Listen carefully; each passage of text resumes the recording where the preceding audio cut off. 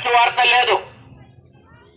ఎక్కడ చూసినా ఘోరాలు, ఎక్కడ చూసినా మరణాలు, ఎక్కడ చూసినా హత్యలు, ఎక్కడ చూసినా మానభంగాలు, ఎక్కడ చూసినా వేదనకరమైన వార్తలు,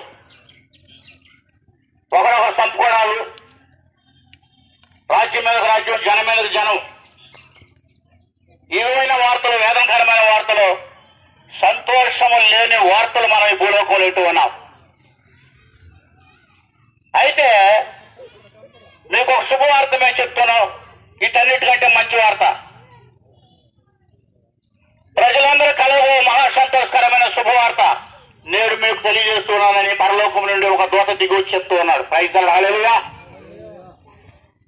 ఇది మా సొంత మాట కాదండి. ప్రజలందరూ కలగో మహా సంతోషకరమైన శుభవార్త. ఏంటో శుభవార్త?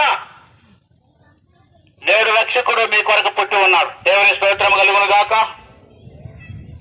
భూలోకములో మానవుల కొరకు ఒక రక్షకుడు పుట్టాడు. రక్షణ లేని ఈ లోకములో పాపములో జీవిస్తున్న మానవుల కొరకు, మానవులకు రక్షణ లేకుండా జీవిస్తున్న మానవుల కొరకు, పాపములో జీవిస్తున్న నశించిపోతున్న మానవుల కొరకు